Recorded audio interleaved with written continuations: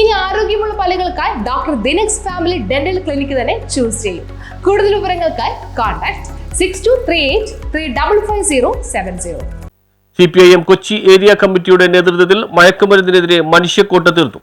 മയക്കുമരുന്നിനെതിരെ CPIM Kochi area കമ്മിറ്റിയുടെ നേതൃത്വത്തിൽ മനുഷ്യക്കോട്ട സംഘടിപ്പിച്ചു. തോപ്പുംപടി ജംഗ്ഷൻ മുതൽ ഫോർട്ട് കൊച്ചി വെളി വരെയാണ് മനുഷ്യക്കോട്ട തീർത്തത്. മുൻ MP A മാരിഫ് ആദ്യകന്യായി, PS Rajam, KJ Antony, CD Nandakumar, K Ajesh, Benedict Fernandez, MK Abi, MM Francis, TM Ismail, Sony K Francis, Vitha Aloysius എന്നിവർ കണ്ണിച്ചേർന്നു. വലിപ്പച്ചെറുപ്പമോ പ്രായഭേദമോ അല്ലെങ്കിൽ ലിംഗവ്യത്യാസമോ ഒന്നുമില്ലാതെ തന്നെ നമ്മുടെ സമൂഹത്തിലെ ഒട്ടുമിക്ക ആളുകളിലേക്കും ഈ ലഹരി പടർന്നു കഴിഞ്ഞിരിക്കുകയാണ്. കൊച്ചുകുട്ടികൾ, നമ്മുടെ സ്കൂളിൽ പഠിക്കുന്ന കുട്ടികൾ അത് ഉപയോഗിക്കുമോ എന്ന സംശയം നമുക്ക് പലർക്കും ഉണ്ടായിരുന്നു.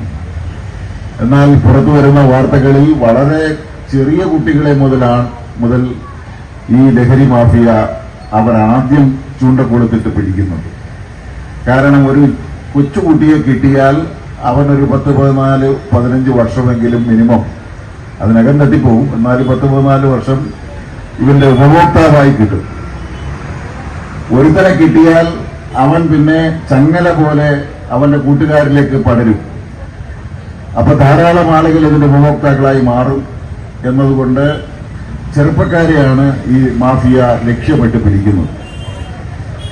രാസലഹരി, നമ്മുടെ നാട്ടിൽ ലഹരി അംഗീകൃതമായി ലഹരി വിൽക്കാൻ അനുവാദം കൊടുത്തിട്ടുള്ള നാടാണ് നമ്മുടെ നാട്. മദ്യം ലഹരിയാണ്. ആ മദ്യം അളവിൽ വാങ്ങുന്നതിനും കൊടുക്കുന്നതിനും കണക്കുണ്ടെന്നേ ഉള്ളൂ. നിശ്ചിത അളവിൽ കൊടുക്കാനും വാങ്ങാനും ലഹരി ഉപയോഗിക്കാൻ അനുവാദമുള്ള സംസ്ഥാനമാണ്. പൊതുസമ്മേളനം A മാരിഫ് ഉദ്ഘാടനം ചെയ്തു. KM റിയാദ് അധ്യക്ഷനായി. VC ബിജു ലഹരി വിരുദ്ധ പ്രതിജ്ഞ ചൊല്ലിക്കൊടുത്തു. ഇന്ന് നമ്മുടെ രാജ്യത്തെയും നമ്മുടെ സമൂഹത്തെയും കാർന്നു തിന്നുന്ന മയക്കമരുന്നെന്ന് പറയുന്ന വലിയ വിപത്തിനെ പ്രതിരോധിക്കുന്നതിന് വേണ്ടി എറണാകുളം ജില്ലയ്ക്കകത്ത് പുരോഗമന പ്രസ്ഥാനത്തിന്റെ നേതൃത്വത്തിൽ 15 കേന്ദ്രങ്ങളിലായി 15 കിലോമീറ്റർ നീളത്തിൽ 15,000 പേരെ അണിനിരത്തിക്കൊണ്ട് മനുഷ്യക്കോട്ട പണിയുവാനാണ് തീരുമാനിച്ചത്. News bureau, Thoppumpady.